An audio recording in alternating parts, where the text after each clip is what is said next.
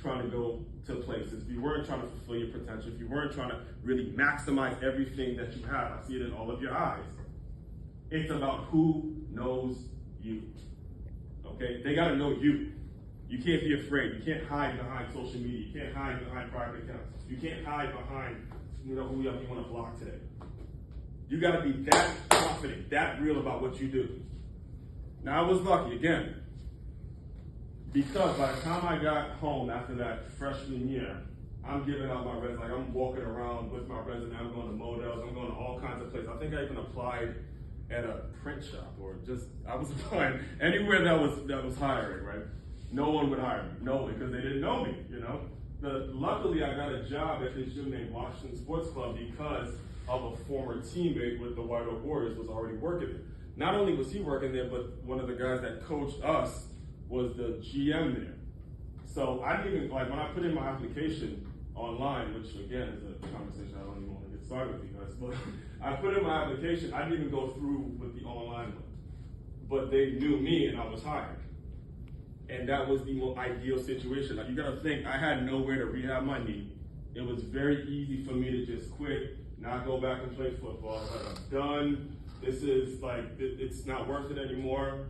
And luckily I got a job at a gym, and there it is. There's weights, there's former trainers who had quit their freshman year who are telling me, boy, you gotta go back and play.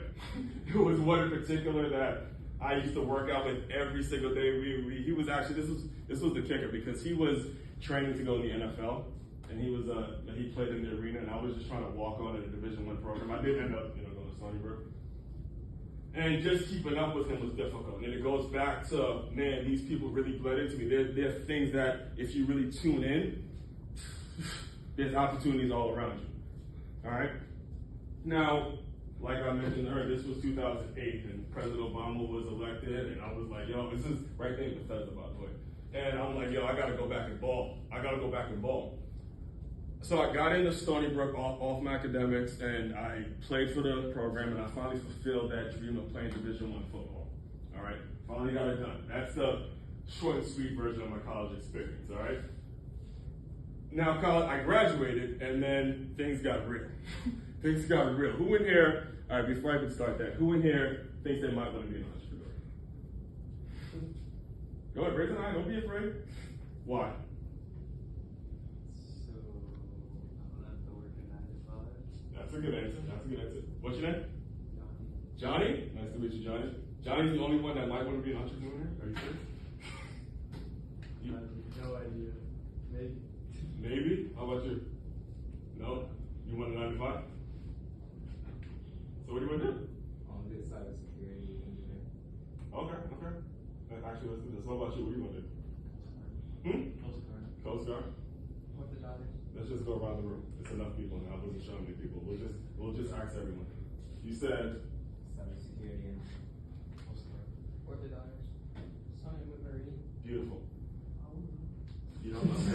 I was with you, man. Marine biologist. Marine biologist. Something with engineering. You're so entrepreneur. This is our entrepreneur. This is the perfect game. Something with engineering. Also something with engineering. Something with law. Law? Pilot. Engineering, design. Mechanical engineering. Oh, I want to go to the medical field. I have no idea. That's it. Something with biology. Beautiful. Give yourself a Make a move!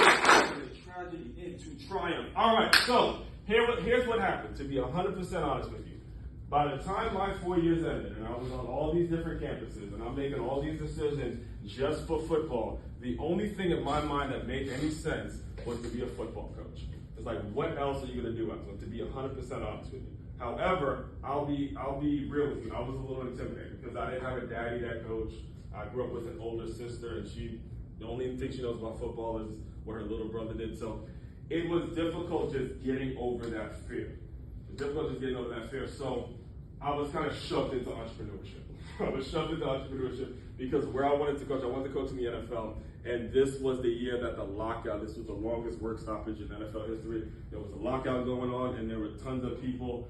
Well, basically where I wanted to coach, the people who were running things didn't know what they were doing. So I had to come up with my own ways, come up with my own strategies of how I was going to actually coach and actually do this thing that I said I wanted to do. And there was something burning inside because I had all these mentors. I had the people from the gym. I had the coaches. I had the teammates. Had all these things going on. So the first job I took out of college, I was a scout for a national recruiting company that did all sports. It's called National Scout Report. And I would go to games. I would go to games just like this. You guys wouldn't know me. Be regular clothes on. We'd have all these college contacts, and I'd just see who can play, write their name down, and then set up a meeting with the parents. And if you guys signed up and you didn't sign up, it was going to cost money to sign up, all that. So I was basically one of those third-party people.